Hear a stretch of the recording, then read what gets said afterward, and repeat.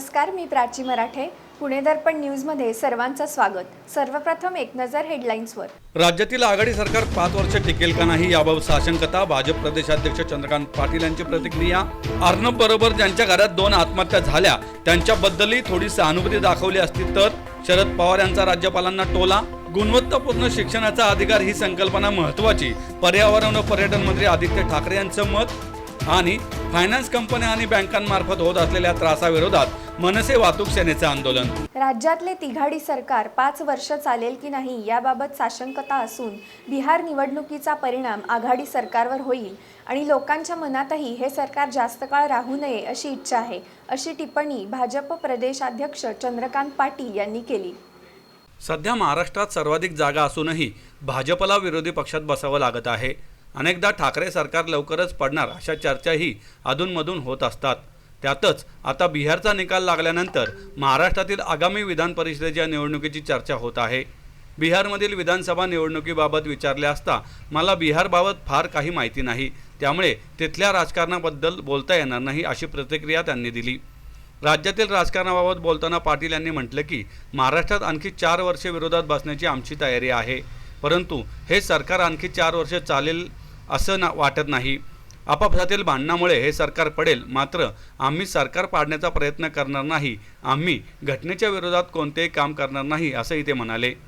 कोरोनाच्या पार्श्वभूमीवर राज्यात करण्यात आलेल्या लॉकडाऊननंतर हळूहळू नियम शिथिल केले जात आहेत, मात्र राज्यातील मंदिरे अद्याप उघडण्यात आलेली नाहीत. त्याबद्दल विचारले असता चंद्रकांत पाटील यांनी सांगितलं की सर्वच प्रार्थनास्थळं खुली करावी अशी आमची मागणी आहे. मंदिर, मशीद, विहार हे सगळी खुली व्हावीत.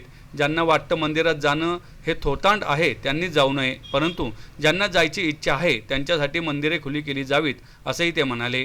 पण हे सरकार काही 4 वर्ष चालणार नाही, पण ते चालणार नाही म्हणजे काय होईल हे एका अर्थाने गुलदस्त्यामध्ये आहे. त्यावर भाष्य करणं एकदम मी भाष्यकार नाही, पण याच्यामुळे रडत न बसता किंवा मगाशी काही भळबळ म्हणाले जखम न वाहता एक प्रमुख विरोधी पक्ष म्हणून आम्ही काम करतो.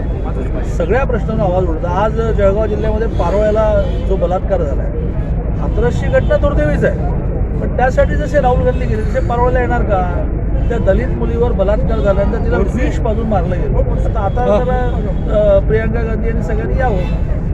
त्यामुळे रोज उठून मुलींवरचे अन्याय, लहान मुलींवरचे, प्रामुख्याने गतिमंद मुलींवरचे, मतिमंद मुलींवरचे, या सगळ्या विषयातून महाराष्ट्रामध्ये कुठलाही घटक हा सुखी नाही आहे. त्यामुळे लोकांची इच्छा आहे की लवकरात लवकर हे सरकार बदललं पाहिजे, पण घटनेच्या विरुद्ध काही करणं, सरकार पाडण्याचा प्रयत्न करणं ही आमची संस्कृती आहे.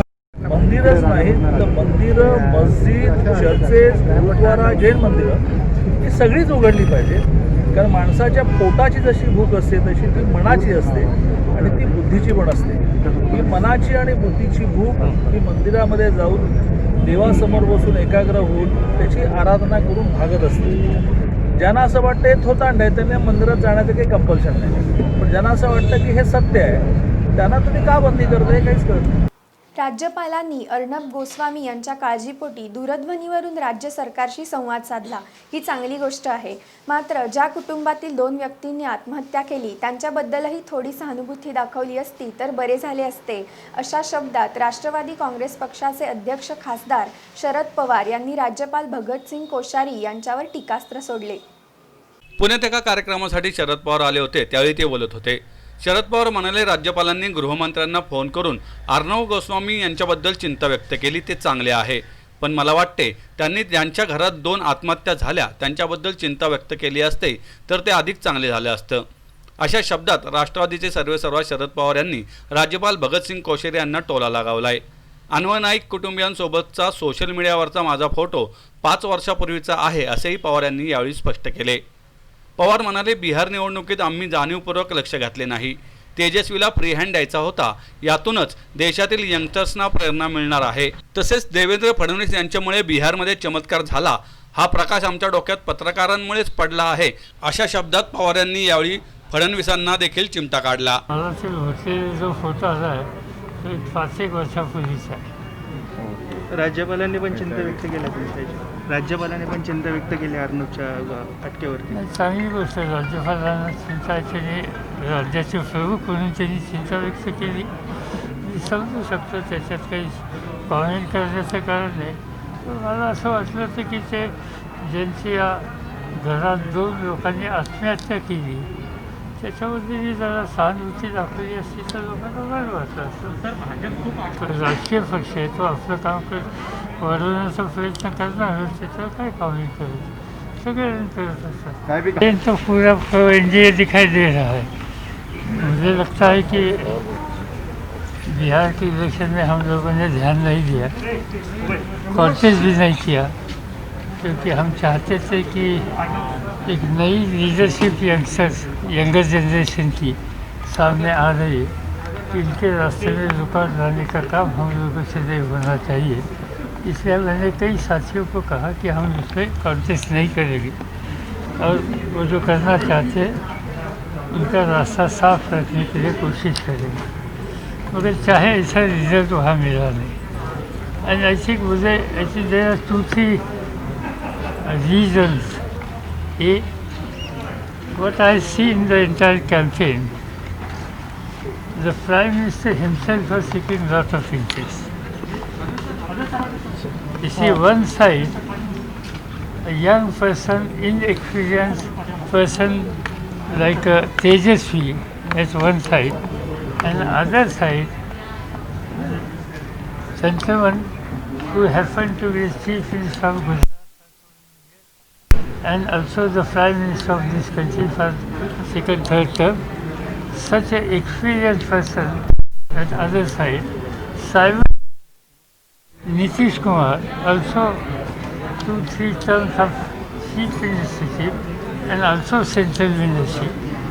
So such a powerful, strong leaders were at one side, and one young man, first time he is contesting election.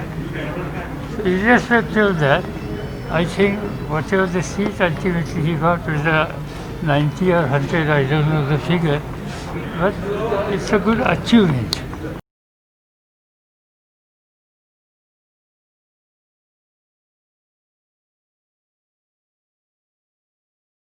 नव्या महाराष्ट्राचे स्वप्न पाहत असताना केवळ रट्टा मारत पूर्ण केलेले शिक्षण नव्हे तर मुलांमधील उत्सुकतेला योग्य मार्ग उपलब्ध करून देत त्यांच्या नवसंकल्पनांना व्यासपीठ देणे आम्ही गरजेचे मानतो. भविष्यात अशीच शिक्षण व्यवस्था उभारण्यावर आमचा भर असणार आहे, असे मत पर्यावरण व पर्यटन मंत्री आदित्य ठाकरे यांनी मांडले. राष्ट्रवादी काँग्रेस पक्षाचे संस्थापक व खासदार शरद पवार आणि आदित्य ठाकरे यांच्या हस्ते हडपसर येथील अमेनरा टाउनशिपमधील छत्रभुज नर्सी या IB व केम्ब्रिज पॅटर्न असलेल्या शाळेचे भूमिपूजन पार पडले. यावेळी ठाकरे बोलत होते. अमेनरा सिटी कॉर्पोरेशन लिमिटेडचे व्यवस्थापकीय संचालक अनिरुद्ध देशपांडे, नर्सी मोनजी शिक्षण संस्थेचे व्यवस्थापकीय विश्वस्त जयराज ठक्कर, हडपसर मतदारसंघाचे आमदार चेतन तुपे आदी मान्यवर यावेळी उपस्थित होते.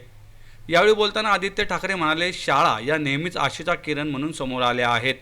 सध्याच्या कोविड-19च्या या आव्हानात्मक काळात मागील 8 महिन्यांनंतर मी कोविड सेंटर सोडून कोणत्या तरी वेगळ्या गोष्टीच्या उद्घाटनाला आलो आहे. व्यक्तिगत माझ्यासाठी हे आशादायी बाब असून भविष्यातही आशा कायम राहील असा माझा विश्वास आहे. महत्त्वाचं आपल्या देशात राईट टू एज्युकेशन आहे, पण नक्की आपण काय शिकतोय, आपण नक्की कुठच्या विद्यार्थ्यांना घडवतो, पुढे त्यांच्यासाठी काय करत आहोत. जे आपण आज अनिरुद्धजी इथे करत आहात, जी क्वालिटी आणत आहात, जे तुम्ही आज स्टँडर्ड दाखवलं मला की ही अशी बिल्डिंग असणार आहे, बाजूला प्लेग्राऊंड असणार आहे, IB शाळा आणतात, आणि जे सुजयजी चालवत आहेत, मिनलजी चालवत आहेत मुंबईत, पण त्याच्यात खरं तर राईट टू क्वालिटी एज्युकेशन मला वाटतं हे खूप महत्त्वाचं आणि ते आज आपण इथे स्थापित करत आहात. खरोखर मी आपलं अभिनंदन करतो. To the architect out here, fantastic plan. Just that there's one design element fault which I'll point out. It's so beautiful that to a daydreamer like me, I don't think I'll be able to focus on my education. I'll be staring outside. That is, I think, something which schools of the future would be having. पण खरोखर पुन्हा एकदा आपलं अभिनंदन करतो. मी जास्ती वेळ घेणार नाही, कारण अर्थात पवार साहेबांकडून पण आपल्याला मार्गदर्शन ऐकायचं आहे. पण आशा वास्तू सुजयजी ही आपली दुसरी शाळा आहे, शाळा नंबर 2, आणि मी हीच अपेक्षा करीन, इच्छा आहे माझी की नुसतं 2 नाही तर त्या 2च्या पुढे एक 0ला तर 20 अशा शाळा आपण वाढवत जा. एक रोल मॉडेल आहेच रयत शिक्षण संस्थेचं, तसंच मला वाटतं आपला महाराष्ट्र ह्या शाळेनं घेऊन ह्या शिक्षणाचा दर्जा जर आपण वाढवू शकलो त्याच शाळेनं घेऊन आपण एक नवा महाराष्ट्र जो आपण बनवायला निघालेलो आहे, आणि महाराष्ट्र म्हणजे देश आणि देशातून आपण जग. कारण ह्या काही गोष्टी ज्या असतात, right from civic sense to moral sense to innovation to ideas to lighting the spirit of curiosity, मला वाटतं आपण एक विचार केला पाहिजे आणि पुढच्या काही आपला सिलेबस जो असेल त्याच्यात एक विचार केला पाहिजे की आपण खूप वेळा रोट लर्निंगवर फोकस करत असतो की हे म्हणजे हेच असतं, पण आपण हाव आणि वेनच्या पुढेही जाऊन वाय म्हणजे हे का असं असतं, जोपर्यंत आपण प्रश्नाचे उत्तरं शोधत नाही तोपर्यंत आपल्या शिक्षणाला काही अर्थ नाही. म्हणून आपण जी क्युरिओसिटी आहे, इन्क्विजिटिव्हिटी आहे विद्यार्थ्यांची, त्याला आपण जगूया आणि पुढे नेऊया. यावेळी बोलताना शरद पवार म्हणाले, कोविड-19 नंतर आता नजीकच्या भविष्यात शाळांमध्ये असणाऱ्या सोयीसुविधांमध्ये काही प्रमाणात बदल होणार आहेत. हे गृहीत धरून आपण सर्वांनीच तयार राहायला हवे. यासाठी केंद्र व राज्य सरकार यांनी दिलेल्या सूचनांचे पालन करणे देखील गरजेचे आहे. छत्रभुजन नरसी यांच्या स्मृतिप्रित्यर्थ या शाळेचे उभारणी होत असताना त्यांचे स्मरण करायला हवे. व्यवसायात आलेल्या यशाचा उपयोग स्वतःसाठी न करता त्यांनी आपल्या संपत्ती समाजासाठी शैक्षणिक संस्था उभारण्यासाठी वापरली, ही मोठी बाब आहे, असेही पवार म्हणाले. Because of corona, situation has been changed. Just now, we have seen the presentation of Aminarwala School.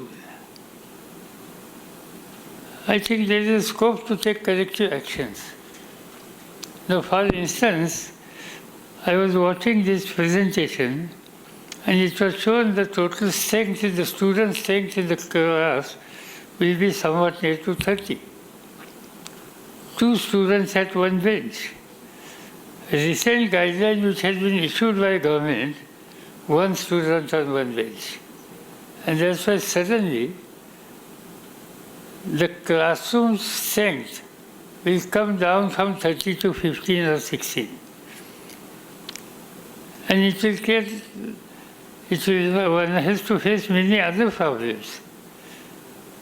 In some schools, they have already started with 15 or 16 students.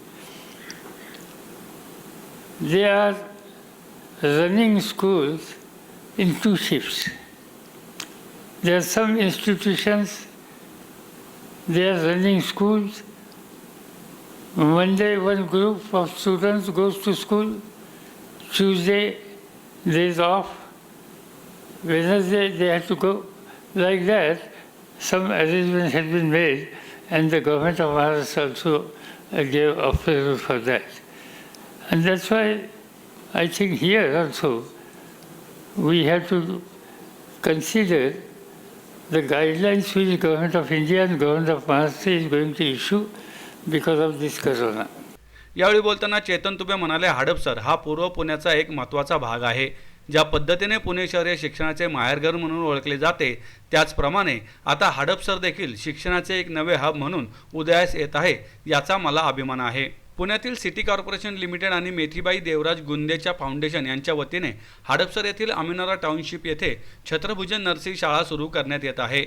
अमिनोरा टाउनशिपमध्ये तब्बल 3 लाख स्क्वेअर फूट इतक्या जागेत बांधण्यात येत असलेल्या या शाळेतील एकूण 4.1 एकर क्षेत्र हे शाळेसाठी तर 2.33 एकर क्षेत्र हे केवळ खेळाच्या मैदानासाठी उपलब्ध असणार आहे. सदर शाळेतील अभ्यासक्रम हा IB व केम्ब्रिज पॅटर्ननुसार असणार असून शाळा नर्सरी ते 12वी पर्यंत असणार आहे. वाहनांसाठी घेतलेल्या कर्जाच्या हप्त्याबाबत राज्यातील वाहतूकदारांना खासगी फायनान्स कंपन्या आणि बँका यांच्यामार्फत होत असलेल्या मानसिक आणि आर्थिक त्रासाच्या निषेधार्थ पुणे शहरातील रिक्षा, टॅक्सी, बस, ट्रक आणि मनसे वाहतूक सेनेच्या वतीने RTO कार्यालयाबाहेर आंदोलन करण्यात आले. अनलॉकमध्ये मोठ्या प्रमाणात रस्त्यावर वाहने सुरू झालेली नाहीत. यामध्ये स्कूल बससह खासगी बसेस यांचा समावेश आहे. राज्यात 28 लाख वाहनचालक असून पुण्यात ट्रकची संख्या 38,000च्या आसपास असून याचा आर्थिक फटका हा सर्वाधिक बस चालकांना बसला आहे. त्यामुळे खासगी फायनान्स कंपन्या आणि बँकांनी 31 मार्च 2021 पर्यंत कर्जाचे हप्ते भरण्याची मुदत द्यावी, अशी मागणी यावेळी महाराष्ट्र राज्य वाहक मालक चालक व प्रतिनिधी महासंघाचे अध्यक्ष बाबा शिंदे यांनी केली आहे. कोरोनाच्या काळापासून ते आत्तापर्यंत सरकारने वाहतूकदारांबरोबर सुनियोजित भूमिका न घेतल्याने वाहतूकदारांसमोर आज अनेक प्रश्न निर्माण झाले आहेत. जाणीवपूर्वक दुर्लक्ष केल्याने आज वाहतूकदारांसमोर अनेक प्रश्न निर्माण झालेत. आज उद्योगधंदाच नसेल तर वाहतूकदार कर्ज फेडणार कसा? मुंबईत मनसेकडून फायनान्स कंपन्यांना कायद्याच्या भाषेत जर समज दिल्यानंतर 90% कॉलिंग सेंटर आणि गाड्या उचलणे बंद झाले आहे. तशीच कायदेशीर समज पुण्यातील फायनान्स कंपन्यांना मनसेकडून देण्यात येणार आहे, अन्यथा मनसे स्टाईलने आंदोलन करू असा इशारा महाराष्ट्र नवनिर्माण सेना वाहतूक सेना अध्यक्ष संजय नाईक यांनी यावेळी दिलाय. राज्यातील आणि देशातील वाहतूकदारांसमोर सर्वात मोठी आत्ताची आर्थिक घडीची परिस्थिती आहे. आर्थिक घडी आता नुसतीच रोळा यायला लागली आहे, परंतु ज्या वाहतूकदारांनी रिक्षा असो, ट्रक असो, बस असो, ट्रक असो, अशा वाहतूकदारांनी ज्या फायनान्स कंपन्या किंवा बँकांकडनं कर्ज घेतले, त्या बँकांचं रिपेमेंटची सुरुवात 30 तारखे होती. 30 तारखेनंतर आता व्याज आणि मुद्दल दोन्ही घ्यायला सुरुवात झाली. परंतु वाहतूकदारांची गाडी पूर्णतः अजून आर्थिक रोळा न आल्यामुळं आमचं हे म्हणणं आहे की 31 मार्च 2021पर्यंत आम्हाला यातून सूट मिळावी आणि त्याच्यानंतर बँकाने फायनान्स कंपन्या, वेअरॅज आत्ताच्या परिस्थितीमध्ये खाजगी फायनान्स कंपन्या, बँका ह्या रेपो कंपनी ज्या आर्थिक गुन्हेगार चालवतात त्या लोकांकडनं या वाहतूकदारांना मानसिक आणि आर्थिक छळ करतायत. त्याच्यामध्ये अनेक वाहतूकदारांनी आत्महत्या केल्यात. याचा निषेध म्हणून आम्ही आदरणीय राजसाहेब ठाकरे मनसे वाहतूक संघटना यांना विनंती केली होती की या आंदोलनामध्ये आम्हाला तुम्ही सहकार्य करा आणि त्याप्रमाणे आंदोलन मनसेनी मुंबईमध्ये आदरणीय आमच्या नाईक साहेबांच्या अध्यक्षतेखाली अतिशय चांगल्या पद्धतीने केले. आज हे महाराष्ट्रात आम्ही पुण्यात पहिल्यांदा करतोय. सरकारने याची दखल घेतली नाही तर राज्यातल्या सगळ्या जिल्ह्यांमध्ये आणि देशातल्या सगळ्या जिल्ह्यांमध्ये आमचे वाहतूकदार मनसेचं सहकार्य घेऊन हे आंदोलन मोठ्या प्रमाणात उभं करतील. अन्यथा या राज्यातले सगळे वाहतूकदार रोडवर गाडी उभ्या ठेवून आंदोलन करतील. हो, आज चाललो आहे आम्ही आय.सी.आय. बँकेला चाललो आहे, छोलामंडलमला चाललो आहे. त्यांना कायदा काय आहे हे जर सांगितलं तर मला असं वाटतं रिझर्व्ह बँककडे सुद्धा जर ह्या बेकायदेशीर कृत्याची जर आम्ही पुरावे सादर केले तर त्यांनासुद्धा व्यवहार करणं अडचणीचं होऊ शकेल. फायनान्स बँकासुद्धा जगल्या पाहिजेत आणि त्यांनी जो कर्ज घेतो उद्योगधंदे त्यांनासुद्धा जगवायला पाहिजे. यासाठी आम्ही लवकरच एक मसुदा तयार करतोय, प्रस्ताव तयार करतोय. आता वेळ झाली आहे छोट्याशा विश्रांतीची. पाहत रहा पुणे दर्पण न्यूज.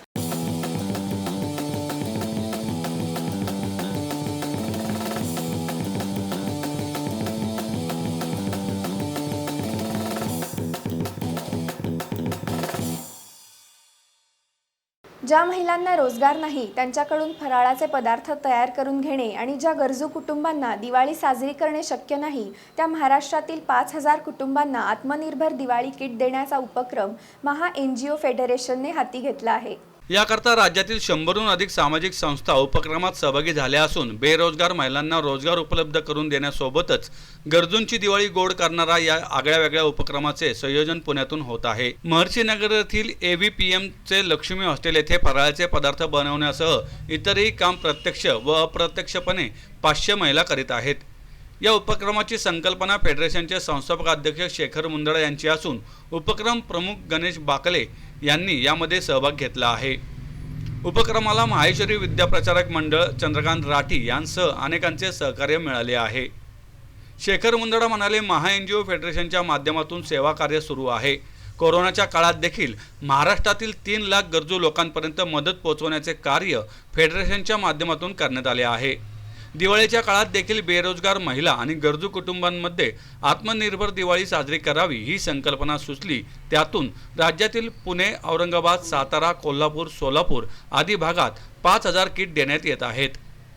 आपल्या सगळ्यांना माहिती आहे की महा NGO फेडरेशन मार्फत मागच्या 3 वर्षापासून आपण सेवा कार्य करतोय आणि कोरोनामध्ये पण आपण जवळजवळ 3 लाख लोकांना मदत पोहोचवायचं काम केलेलं आहे.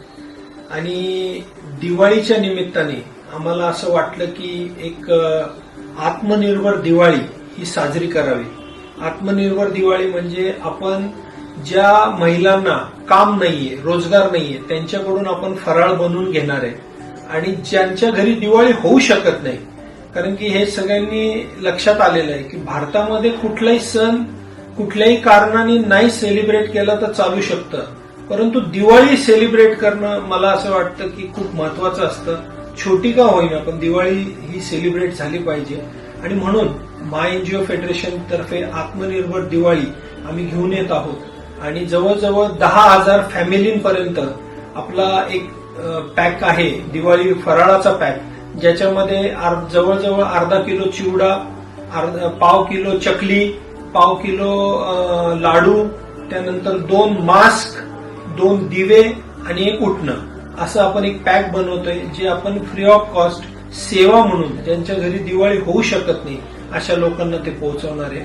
आणि अशा पद्धतीने आत्मनिर्भर दिवाळीमध्ये ज्या महिलांकडून बनवून घेऊ त्यांना रोजगार, आणि ज्यांच्या घरी दिवाळी होऊ शकत नाही त्यांना दिवाळी साजरी करता यावी हा आपण उपक्रम घेतोय. तर महाराष्ट्रातनं याला जवळजवळ 100 एनजीओनी साथ द्यायचं ठरवलंय आणि ही दिवाळी आम्ही तुमच्यापर्यंत घेऊन येतोय. आणि याच्यासाठी मी सगळ्यांना अपील करेन की आपल्याला 1 फॅमिली, 10 फॅमिली, 100 फॅमिली जर आपल्याला मदत करायची असेल तर निश्चित आम्हाला संपर्क करा. 300 रुपये हा एक पॅकचा आपली कॉस्ट आहे. त्याच कॉस्टमध्ये आम्ही तुमच्या नावाने त्या गरिबांच्या घरी दिवाळी कशी साजरी होईल याचा आम्ही प्रयत्न करू. गणेश बाकले म्हणाले, पुण्यामध्ये फराळाचे पदार्थ बनवण्याचे काम गेल्या 10 दिवसांपासून सुरू आहे. यंदाच्या दिवाळीत लावूया मदतीचा दिवा गरजूंच्या दारी या भेटवस्तूने खुलू दे हसू सर्वांच्या ओठी, न राहो कोणी उदास आणि मिळो आनंद प्रत्येक घरी याच ध्येयाने साजरी करूया ही आत्मनिर्भर दिवाळी असा संदेश देखील या माध्यमातून आम्ही देत आहोत असंही गणेश बाकले यांनी सांगितलंय. आत्मनिर्भर दिवाळी या प्रोजेक्टचा आत्ता प्रोजेक्ट हेड म्हणून मी काम पाहतो आहे. मला सांगण्यास आनंद होत आहे की या प्रोजेक्टमध्ये आत्तापर्यंत कधी 2000 महिला डायरेक्टली इनडायरेक्टली ह्या योजनेमध्ये लाभार्थी झाले आहेत. आम्ही ह्याच्यामध्ये एक असं किट तयार केलं आहे दिवाळीसाठी की जिथे महिलांना रोजगार मिळावा हा याचा उद्देश होता. ह्याच्यामध्ये आपण पंत्या, मास्क, उटणे, चिवडा, लाडू, चकली अशा एक संच, एक बॉक्स आपण आत्मनिर्भर दिवाळीमध्ये करतो आहे. आणि जी लोक करोनामुळे काम नाही त्यांना आता, किंवा त्यांच्या घरी आता दिवाळी कशी होईल किंवा कसं आपण फराळ खायचा हा प्रश्न आहे, अशा लोकांकडे हा आपण देत आहोत. आपण फ्री ऑफ चार्ज त्याला देत आहोत. तर ह्याच्यामध्ये साधारण एक 2500 ते 3000 किलो चिवडा, तेवढेच चकली, 1,000 किलो चकली आणि 3000 किलो लाडू असे आपण केलेले आहेत. साधारण 20,000 पंत्या, म्हणजे ह्या पंत्या तयार करून त्याला रंगवून आपण त्याचा 2चा सेट केलेला आहे. उटणं एक 400-600 किलो उटणं आपण तयार करून घेतलं आहे महिलांकडनं. आणि 20,000 मास्क आपण ह्याच्यातून तयार करून घेतले आहेत. सुरुवातीला आपलं 5,000 बॉक्सचं टार्गेट आहे, जे की पुण्यामध्ये गरजू आणि गरीब कुटुंबाला दिवाळी साजरी करण्यासाठी देणार आहोत. परंतु जर रिस्पॉन्स चांगला मिळाला तर आपण अजून 5,000 ह्याच्यामधून वाढवणार आहोत. अशा प्रकारचं हे नियोजन आहे. आणि जर तुम्ही फक्त इथेच आत्ता बघत तर रोजच्या 100 बायका गेल्या 20 दिवसापासून काम करता आहेत आणि त्यांना रोजगार आम्ही उपलब्ध करून दिला आहे. आणि मला असं वाटतं की अशा ह्या योजनेमुळे त्यांनाही खूप लाभ झाला आहे. तर तुमच्या सगळ्यांच्या शुभेच्छा आमच्या अशाच पाठीशी राहू दे, म्हणजे आम्ही दिवसेंदिवस अशा टाईपचा प्रोजेक्ट करणं. धन्यवाद. स्वर्गीय श्रीमती लक्ष्मीबाई दगडूशेठ हलवाई दत्त मंदिर ट्रस्ट यांच्या वतीने पहिला दिवा अनाथ मुलांसाठी या अनोख्या उपक्रमाचे आयोजन करण्यात आले. या उपक्रमाअंतर्गत 51 अनाथ मुलांना दिवाळीच्या पहिल्या दिवशी रमा एकादशी निमित्त नवीन कपडे, फराळ, पंटी, आकाशकंदील असे साहित्य देण्यात आले. स्वर्गीय श्रीमती लक्ष्मीबाई दगडूशेठ हलवाई दत्त मंदिर ट्रस्टच्या वतीने दरवर्षीप्रमाणे यंदाही पहिला दिवा अनाथांसाठी या कार्यक्रमाचे आयोजन मंदिराच्या आवारात करण्यात आले. आपलं घर या संस्थेतील 51 अनाथ मुलांना नवे कपडे, दिवाळीचा फराळ, पंत्या, आकाशकंदील देण्यात आले. परिमंडल 1च्या पोलीस उपायुक्त प्रियांका नारनवरे यांच्या हस्ते मुलांना दिवाळीचे साहित्य देण्यात आले. यावेळी ट्रस्टचे अध्यक्ष ॲडव्होकेट शिवराज कदम जहागीरदार, कार्यकारी विश्वस्त युवराज गाडवे, उत्सव प्रमुख शिरीष मोहिते, विश्वस्त चंद्रशेखर हलवाई उपस्थित होते. ॲडव्होकेट शिवराज कदम जहागीरदार म्हणाले, दिवाळीचा सण म्हणजे प्रकाश पर्वाचा सण आहे. प्रत्येक घरात हा सण उत्साहात साजरा केला जातो. या अनाथ मुलांचे जीवन देखील प्रकाशमय व्हावे, त्यांना देखील हा सण उत्साहात साजरा करता यावा यासाठी दरवर्षी या उपक्रमाचे आयोजन करण्यात येते. त्याचबरोबर कोरोनावर लवकर लस मिळावी आणि सर्वांचे जीवन सुखकर व्हावे अशी प्रार्थनाही त्यांनी केली. नमस्कार. श्रीमती लक्ष्मीबाई दगडूशेठ हलवाई दत्त मंदिर ट्रस्टतर्फे सर्व दर्शकांना शुभ दीपावली शुभचिंतन करतो. सालाबादप्रमाणे दिवाळीचा पहिला दिवा अनाथ मुलांसाठी हा उपक्रम या ट्रस्टतर्फे राबवला जातो. आज आपलं घर या संस्थेतील सुमारे 31 अनाथ मुलांना आपण मंदिरामध्ये निमंत्रित केलेलं आहे. त्यांच्या हस्ते श्री दत्त महाराजांची महाआरती होणार आहे आणि पुणे विभागाच्या झोन 1च्या पोलीस उपायुक्त माननीय प्रियंका नारनवरे यांच्या हस्ते त्यांना शर्ट, पॅन्ट, मुलींना ड्रेस, फराळ साहित्य, त्याचबरोबर पंती, आकाशकंदील हा सगळा दिवाळीचा सरंजाम त्यांना भेट देण्यात येणार आहे आणि त्यांच्या जीवनात प्रकाश नांदावा, श्री दत्तगुरूंनी त्यांचं पुढील आयुष्य अतिशय सुकर करावं, चांगलं करावं अशी प्रार्थना त्यांच्या चरणी करण्यात येत आहे. तसेच समस्त दर्शकांसाठी सुद्धा अशी प्रार्थना करण्यात येत आहे की नुकतंच आपण कोविड महामारीतून हळूहळू मुक्त होत चाललेलो आहोत. या कोविडवर लवकरच लस मिळून सर्व जगातील मनुष्य प्राण्यांना या कोविडपासून मुक्तता मिळावी आणि आनंदमय जीवन, निरामय जीवन जगण्यास त्यांना लाभावं यासाठी श्री दत्त महाराजांचरणी आम्ही सर्वांच्या वतीने प्रार्थना करीत आहोत. पुणे पदवीधर मतदारसंघासाठी ग्रॅज्युएट फोरम ऑफ महाराष्ट्राच्या संस्थापक अध्यक्षा निशाताई बिडवे यांनी आपला उमेदवारी अर्ज दाखल केला. विभागीय आयुक्त कार्यालय येथे कार्यकर्त्यांच्या उपस्थितीत त्यांनी अर्ज दाखल केला आहे. कोरोनाच्या पार्श्वभूमीवर सर्व नियमांचे पालन करून ही प्रक्रिया पूर्ण करण्यात आली. यावेळी ग्रॅज्युएट फोरमचे पदाधिकारी सुजाता कुबडे, मोनाली कुबडे, गायत्री बोरकर, अशोक एंडे, प्रभुराज पाटील, प्राचार्य बसवराज मठदेवरू आदी उपस्थित होते. यावेळी बोलताना निशाताई बडवे म्हणाल्या, पदवीधरांच्या न्याय हक्कासाठी आणि उज्ज्वल भविष्यासाठी निवडणुकीच्या रिंगणात उतरले आहे. त्यांच्या प्रश्नांना वाचा फोडण्यासाठी ग्रॅज्युएट फोरमच्या माध्यमातून गेले अनेक वर्षे कार्य करत आहे. विधान परिषदेत जाऊन पदवीधरांचे प्रश्न सोडवण्यासाठी प्रयत्न करणार असल्याचं त्या म्हणाल्या. आज मी पुणे पदवीधर मतदारसंघ निवडणूक 2020चा अर्ज दाखल केलेला आहे. माझं ब्रीदवाक्य आपल्या पदवीधरांच्या न्यायासाठी, हक्कासाठी आणि उज्ज्वल भविष्यासाठी आणि महिला सक्षमीकरणासाठी आपल्या सर्वांनी एक सक्षम पर्याय म्हणून आज आहे आणि आपल्या सर्वांनी एकत्र येऊन सर्वांनी साथ देऊन पूर्ण 5 जिल्ह्यामध्ये टीम सक्रिय असून मतदारांपर्यंत पोहोचण्यासाठी टीम काम करत आहे. तर लॉकडाऊनमध्ये सुद्धा आपण बऱ्याच विषयांवर काम केलेलं आहे.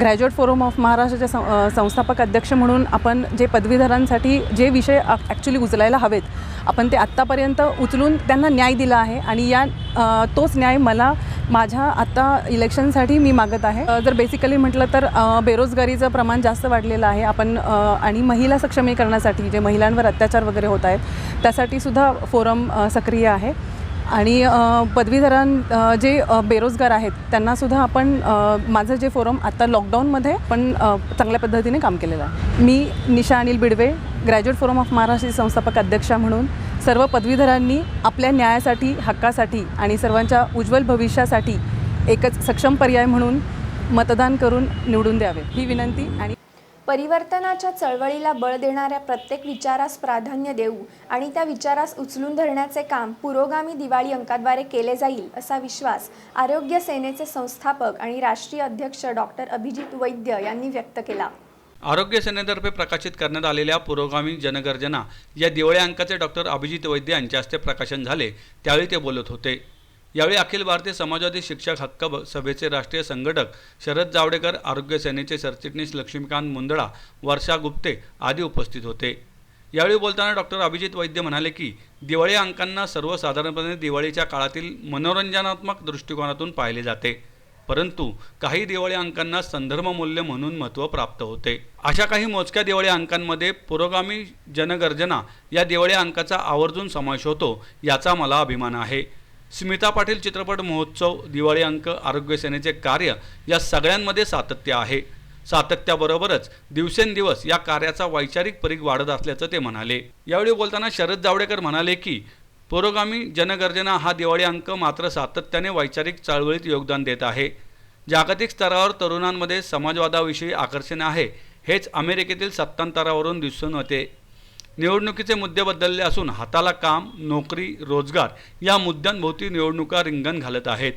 भारतातील बिहारचा निवडणूक निकाल आणि अमेरिकेतील सत्तांतर हे समाजवादी चळवळीच्या दृष्टीने आशेचा किरण असल्याचं ते म्हणाले. आणि मुळामध्ये ज्या वेळेला जनगर्जनाची सुरुवात आम्ही केली तेव्हा ही गर्जना किती काळ घुमत राहणार असा कुत्सित प्रश्न देखील अनेकांनी विचारला.